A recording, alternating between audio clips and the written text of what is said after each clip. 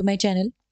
आज की इस क्लास में हम करने वाले हैं एचपी टेट फिजिक्स के लिए एमसीक्यू। अगर आप और भी किसी एग्जाम की तैयारी कर रहे हैं जिसमें आपको फिजिक्स आता है तो उसके लिए भी न्यूमेरिकल जो है इंपॉर्टेंट रहने वाले हैं। आज की इस क्लास में हम सिर्फ न्यूमेरिकल से डिस्कस करेंगे, तो हो सकता है कुछ नए फार्मूलाज भी मिले, तो अपना पेन और नोटबुक लेकर ही बैठें, क्योंकि हमेशा ट्राई किया करो कि कुछ बेसिक से नोट्स बना लिया करो।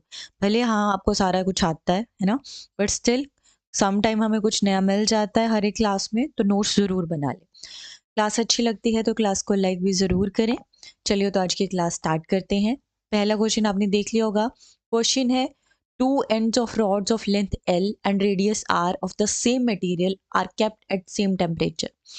लेंथ दे रखी है, दो रॉड की लेंथ जो है वो L है, रेडियस R है, और दोनों को सेम टेम्परेचर पे रखा गया है। तो यहाँ पे बोला कि इनमें से कौन सी जो रॉड है कंडक्ट्स द मैक्सिमम हीट। तो ये जो क्वेश्चन का आंसर है इन चार ऑप्शंस के अकॉर्डिंग ही निकालेंगे।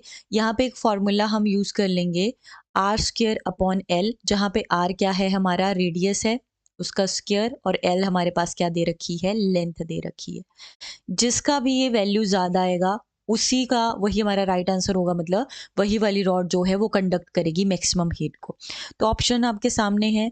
आर की वैल्यू पहले वाले में 0.5 दे रखी है, 0.5 का स्क्वायर अपॉन एल जो है वो 25 दे रखा है। तो इसे करके देख लो, खुद करके देखो। इसका 25 हो गया, 0.25 और 0.01 इसका आंसर आ जाएगा। अगले वाले का करो। अगले वाले का एल जो है 50 है, आर कितना है, 1 दे रखा है। ठीक है, तो 1/50 कितना हो जाएगा, 0.02 इसका आंसर आ जाएगा। फिर अगले वाले में एल कितना दे रखा है, आर दे रखा है 1.5 और एल दे रखा है 75। ठीक है, तो ये कितना आ जाएगा हमारा, 0.03 आ जाएगा।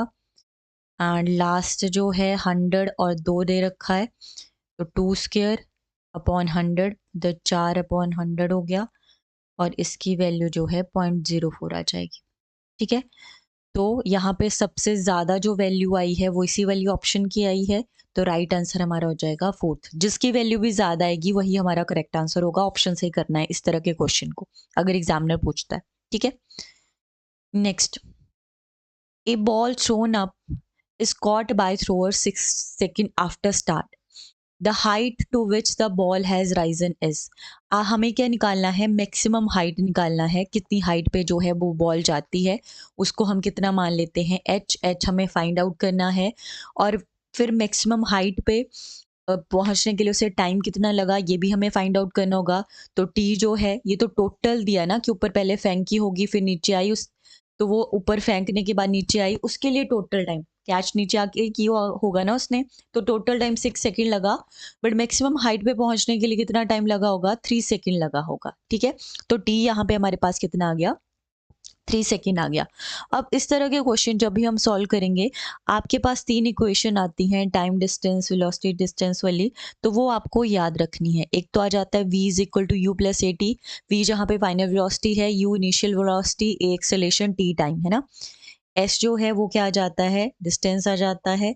इस केस में हम s को हाइट मानेंगे, ए टी स्क्वेयर। और एक इक्वेशन है हमारे पास, v square is equal to u square plus 2as। इनमें से कोई भी आप देख लो कौन सी इक्वेशन का आप यूज़ करोगे, जो भी यहाँ पे फिट बैठती है, या जो भी आपके पास गिवन है, या जो फाइंड आउट करना है उसके अकॉर्डिंग ही हम इक्वेशन को चूज़ कर लेंगे।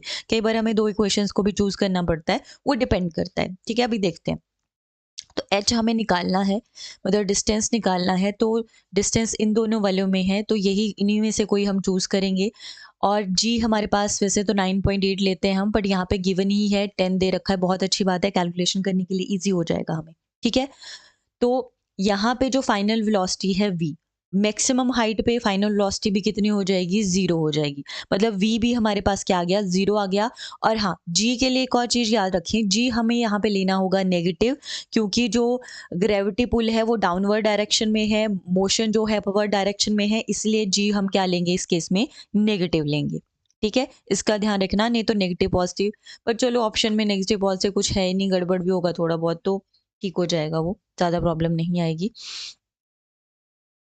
तो इसमें क्या दे रखा है, हम पहली इक्वेशन ले लेते हैं, सिंपल वाली equation, v is equal to u plus a t, जहाँ पे v है 0, u की वैल्यू कितनी है,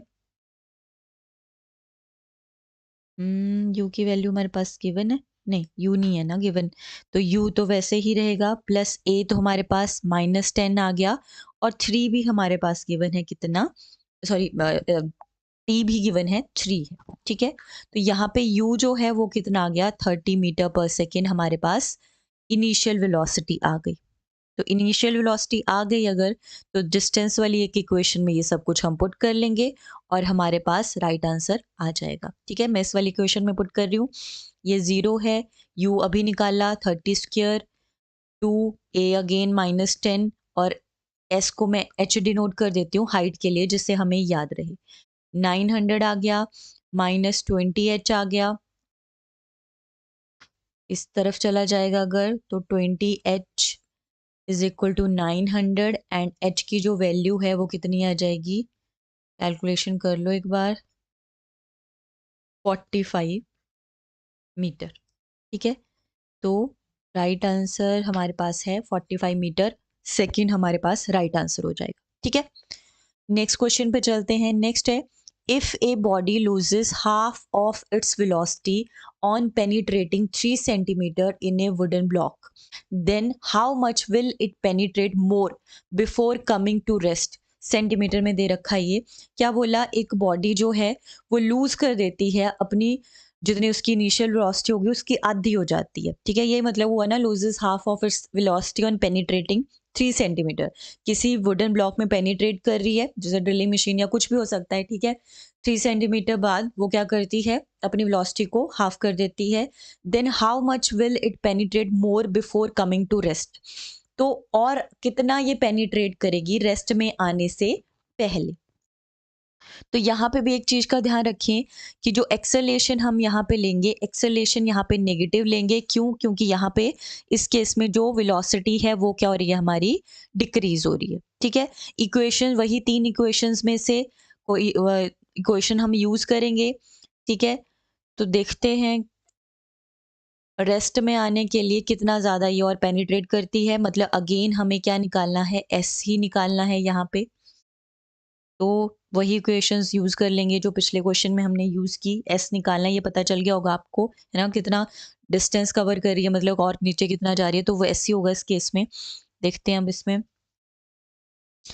बस हमारे पास गिवन क्या है, 3 सेंटीमीटर, ठीक है, और इसके अलावा तो हमारे पास कुछ भी गिवन नहीं है। अब 3 सेंटीमीटर जो है वो एस तो गिवन है, बट फाइनल वाला नहीं है ना, रेस्ट में आने पर जितना डिस्टेंस उसने कवर किया वो नहीं है हमारे पास। जो फर्स्ट पेनिट्रेशन हो रहा है यहाँ पे, वो वाला हमारे पास एस या डिस्प्लेसमेंट यहाँ पे गिवन है, ठीक है, या डिस्टेंस गिवन है जो 3 सेंटीमीटर है। तो इसमें मतलब 2 पेनिट्रेशन हुई, फर्स्ट पेनिट्रेशन के लिए हम एक इक्वेशन ले लेते हैं, u square v square is equal to u square plus 2as, ठीक है। अब इसमें हमारे पास क्या क्या चीज़ें गिवन हैं, यहाँ पे इन्होंने बोला था अगर u मान ले हमारी इनिशियल वेलोसिटी है, तो फाइनल वेलोसिटी इन्होंने बोला था कितनी हो जाती है, इनिशियल का हाफ, हाफ लूज कर देती है, ये बोलना था ना। तो v हमारे पास कितना आ जाएगा, u/2 का होल स्क्वायर, बाकी इनिशियल तो उतनी रहेगी, 2 इंटू ए, एक्सेलेरेशन गिवन तो नहीं है हमारे पास, नहीं है ना, तो ये ऐसे ही, बट एस गिवन है 3 सेंटीमीटर, उसे हम पहली बार जो पेनिट्रेट कर रही थी, है ना, रेस्ट वाला केस अलग है, पहला जब 3 सेंटीमीटर तक गई वो पेनिट्रेशन जो था वो एक अलग था। तो इसको सॉल्व कर लेते हैं, यू स्क्वायर 4 हो गया, 4 यू स्क्वायर प्लस 8, एंड पूरा कैलकुलेट कर दें तो 24a आ जाता है, ठीक है। ये इधर वाला 4 जो बनेगा ना वो दूसरी साइड लेंगे हम, ठीक है, राइट हैंड साइड लेंगे। तो ये क्या आ गया हमारे पास, इसमें अच्छा एक चीज़ मिस कर दी, ए जो शुरू में हमने बात की थी नेगेटिव था ना, तो नेगेटिव वैल्यू आएगी यहाँ पे, ठीक है। तो मैं नेगेटिव को ही दूसरी साइड ले जाती हूँ और इसको इधर ले आए, तो ये बन जाएगा हमारा 3u स्क्वायर, एंड यहाँ से यू स्क्वायर जो है वो कितना आ जाएगा हमारे पास, ये कट जाएगा ना 8 से, हाँ 24 होते हैं, ठीक है, 8a, इसे मान लो इक्वेशन 1, ठीक है, ये है हमारी equation 1।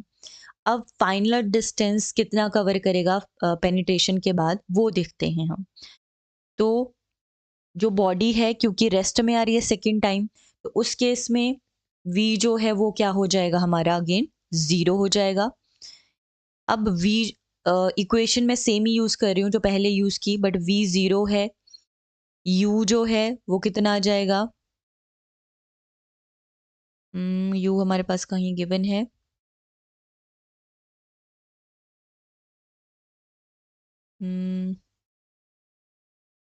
You square plus 2as is equal to, s तो हमें यहाँ पे फाइंड आउट करना है, ठीक है। तो u की वैल्यू हमने निकाली हुई है 8a, यू स्क्र की ही है, और ये माइनस में होगा तो ये -2as आ जाएगा हमारे पास। बट एक कोई गड़बड़ कर रहे हैं, 1 मिनट रुको।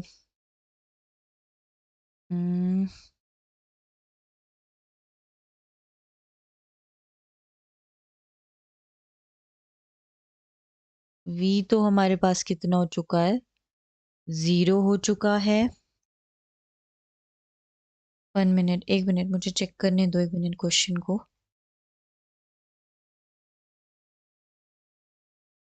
हम्म,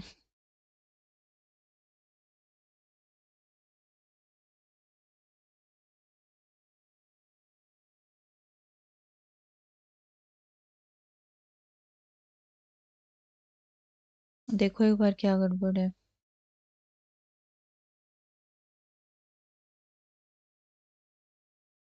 कहीं पे कोई कैलकुलेशन में गड़बड़ है हमारी।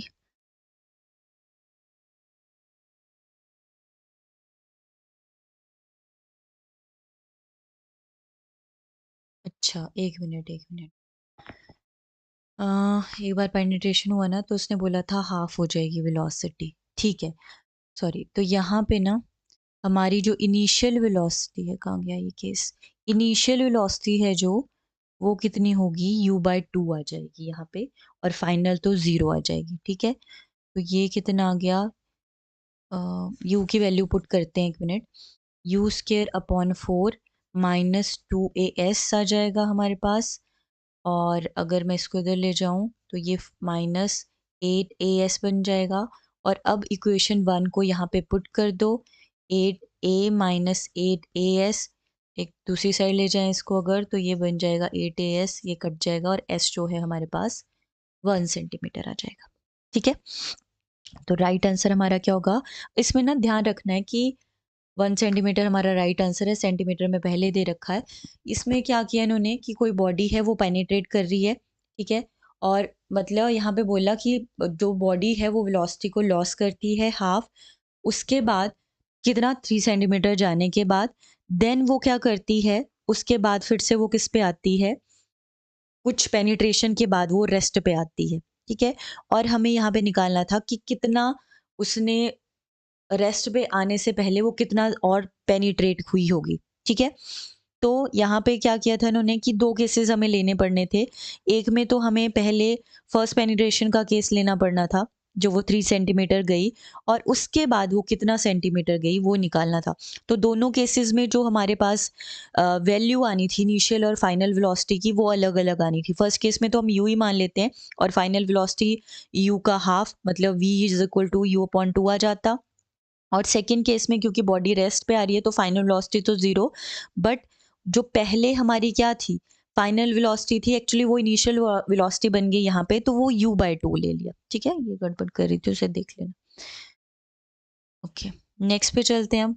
नेक्स्ट क्वेश्चन है, a person of mass 60 kg is standing on a spring balance inside a lift. Lift वाला क्वेश्चन आपसे पूछ लेता है एग्जामिनर, इसको पढ़ लेना। If the lift falls freely downwards then the reading of the spring balance will be equal to. तो freely fall के केस में आपने सीधा याद रखना है, 0 आ जाएगा, ठीक है। फॉर्मूला वगैरह याद रखने की जरूरत नहीं है यहाँ पे, फ्रीली फॉल का केस जब पूछे, क्योंकि इतना भी टाइम नहीं होता हमें बहुत सारे न्यूमेरिकल सॉल्व करने का। नेक्स्ट है, in a tape recorder while connecting 6 cells in a battery in series by mistake 1 cell is connected with reverse polarity. If the effective resistance of load is 24 ohm and internal resistance 1 ohm दे रखी है, EMF इतना दे रखा है, तो current निकालना है आपको। इसके लिए फॉर्मूला आपको याद रखना पड़ेगा। फॉर्मूला हम यूज़ करेंगे इस केस में। तो फॉर्मूला कितना आ जाएगा? I is equal to n minus 2m into E upon R plus n r. यहाँ पे एन क्या है? नंबर ऑफ सेल्स हैं। एम क्या है? नंबर ऑफ रॉन्ग सेल जो भी रिवर्स पोलैरिटी के साथ कनेक्ट हुए होंगे। एप्सिलॉन या ई जो है वो ईएमएफ है। आर जो है रेजिस्टेंस है, टोटल रेजिस्टेंस। और स्मॉल आर जो है वो इंटरनल रेजिस्टेंस है। ठीक है, सब कुछ हमारे पास गिवन है। सारी वैल्यूज जस्ट इस इक्वेशन में पुट करनी है और हमारा आंसर आ जाएगा। टोटल नंबर ऑफ सेल्स जो हैं वो कितने दे रखे हैं? 6 -2 कितने गलत रिवर्स पोलैरिटी में बाय मिस्टेक 1। ये 6 टोटल दिए हैं, 1 गलत जुड़ा तो वो 1। ईएमएफ जो है 1.5 वोल्ट दे रखा है। आर जो है इफेक्टिव रेजिस्टेंस जो है 24 दे रखी है। नंबर ऑफ सेल्स अगेन 6 और जो इंटरनल रेजिस्टेंस है वो 1 दे रखी है। ठीक है, अब तो कैलकुलेशन ही बची। 4 आ गया, 4 इंटू 1.5 अपॉन 24 प्लस 6, सीधा 30 ही लिख देती हूँ इसको। तो आंसर जो है 0.2 एम्पियर आ जाएगा हमारा। ठीक है, ये रहा हमारा right answer. Formula simply use करना और कर लेना। नेक्स्ट है, an electric current is flowing through a circular coil of radius r. The ratio of the magnetic field at the center of the coil and that at a distance 3 नहीं होगा, √3 है यहाँ पे, from the center of the coil on its axis is। Ratio निकालनी है किसके बीच में? Magnetic field जो सेंटर पे है और मैग्नेटिक फील्ड जो एक्सिस पे है, इनकी रेशियो। तो इसका भी फॉर्मूला है, गिवन हमारे पास रेडियस है r और डिस्टेंस है। ठीक है, रेडियस क्या है, कितना है हमारे पास r, एंड डिस्टेंस जो है वो कितना दे रखा है, √3r। बहुत अच्छी बात है, आर में ही है ना। तो फॉर्मूला क्या होगा इसका? Magnetic field at the centre और मैग्नेटिक फील्ड की रेशियो एट द एक्सिस, जिसके लिए फॉर्मूला होगा 1 plus x square upon r square raise to power 3/2। Given है सब कुछ ही। एक्स है डिस्टेंस के लिए जो √3r है, इसका स्क्वायर, और आर तो आर ही दे रखा है, आर स्क्वायर एंड 3/2। सॉल्व कर लो इसे, क्या हो गया ये? 1 plus 3r square upon r square, 3/2, r से आर कैंसल, 1 प्लस 3/2 कितना हो गया? 4, 3/2 जो है 2 का स्क्वायर है तो इंटू 3/2, इससे ये कैंसल, 2 रेज़ टू पावर 3 और आंसर हमारे पास आ जाएगा 8। और नीचे जो है वो नीचे हमारे पास 1 1 ही चल रहा है तो रेशो 1 आ जाएगा। ठीक है, तो राइट आंसर है हमारा 3rd। नेक्स्ट क्वेश्चन है, a moving coil galvanometer of resistance 50 ohm gives a full scale deflection.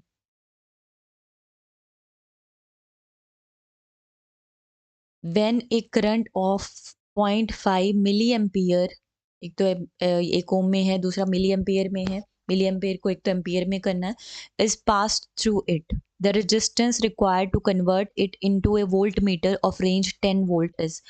देख लिया करो इसमें यूनिट्स सेम सिस्टम में हो, जैसे इसमें नहीं है तो ये करनी पड़ेंगी यहाँ पे आप में। हमें क्या निकालना है?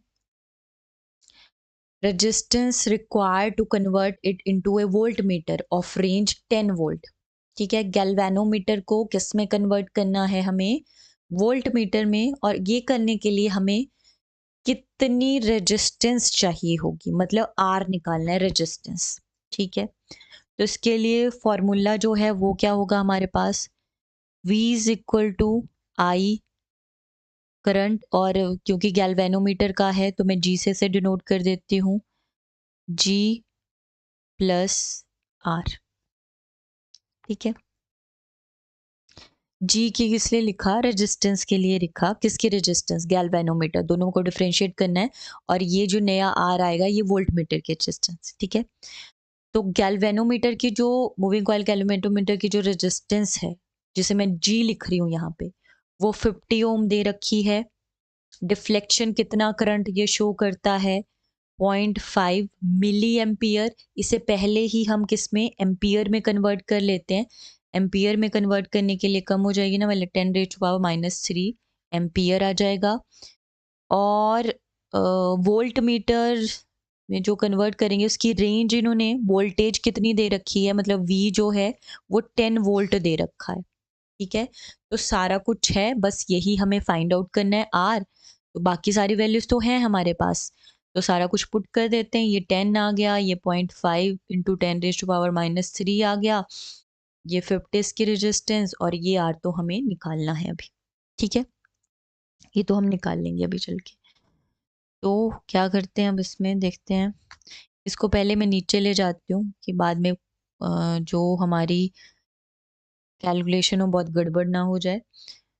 तो ऊपर जाने पे ऐड हो जाएगा, इसी को पहले सॉल्व कर लेती हूँ यहाँ पे। और ये कटेगा 0.2 इंटू 10⁻⁴ आ जाएगा, ये वाली साइड। ठीक है, और ये वाली साइड जो है वो किसके बराबर है, 50 प्लस R के बराबर। 10⁻⁴ का मतलब है 20,000 is equal to 50 plus R। R निकालना है हमें, तो 50 को दूसरी साइड ले जाते हैं और -50 कर देते हैं। कितना आ गया, 19,050। यहाँ पे ऐसे होना था। ठीक है, राइट आंसर आ गया थर्ड। ओके, बस ये फॉर्मूलाज याद रखना, तभी मैंने बोला था कि फॉर्मूला नोट करने के लिए पहले पेन और पेपर रखना। ठीक है, नेक्स्ट क्वेश्चन है, what will be the pressure on a swimmer 10 meter below the surface of a lake। Surface से 10 मीटर नीचे है स्विमर, तो उस पर प्रेशर कितना अप्लाई होगा। सरफेस पे जो प्रेशर है वो तो 1 एटमॉस्फेरिक ले लेते हैं हम, जिसे हम मान लेते हैं यहाँ पे कितना, P के या P0 जो भी मानना है। और हमें बिलो 10 मीटर फाइंड आउट करना है, जिसे P से डिनोट कर लेते हैं। तो P फाइंड आउट करना है और उसके लिए फॉर्मूला होगा ρgh प्लस P0।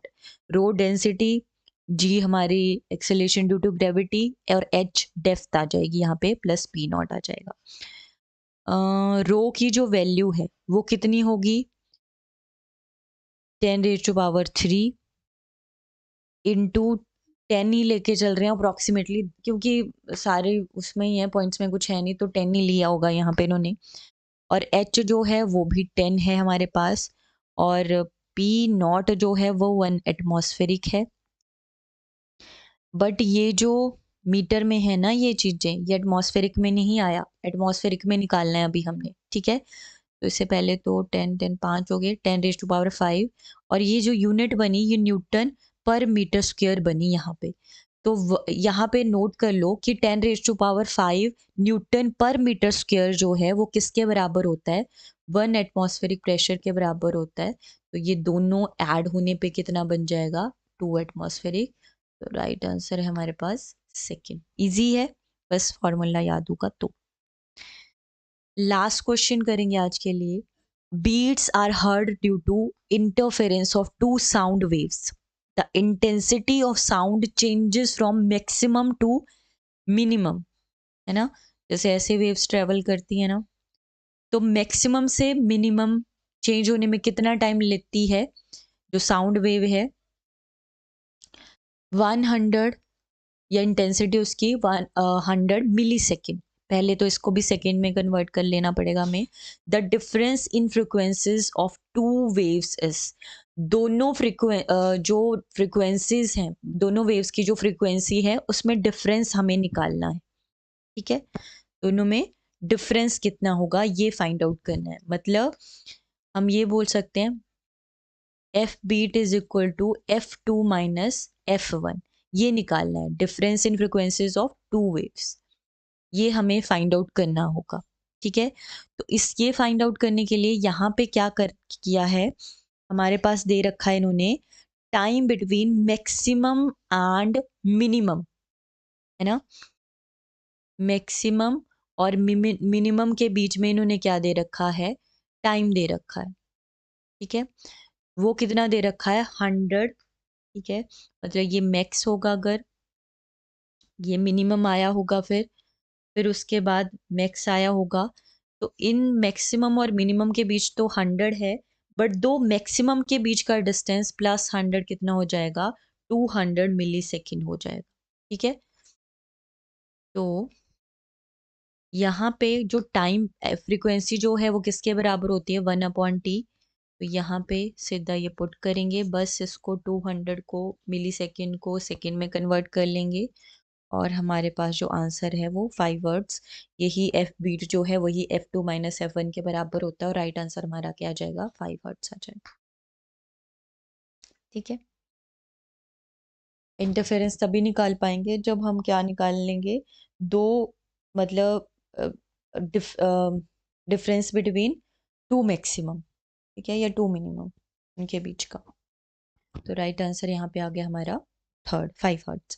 तो सारे के सारे फार्मूलाज ही थे, फार्मूलाज याद कर लेना अगर चाहते हो न्यूमेरिकल सॉल्व करना, नहीं तो ऐसा कुछ कंपल्शन भी नहीं है, देख लेना पेपर में अगर ज़्यादा न्यूमेरिकल आते हैं तो न्यूमेरिकल के पे फोकस करना पड़ेगा, और अगर नहीं आते हैं, अवॉइड करना चाहते हो, तो वो भी चॉइस है आपके पास, क्योंकि आपके लिए मैथ्स भी सॉल्व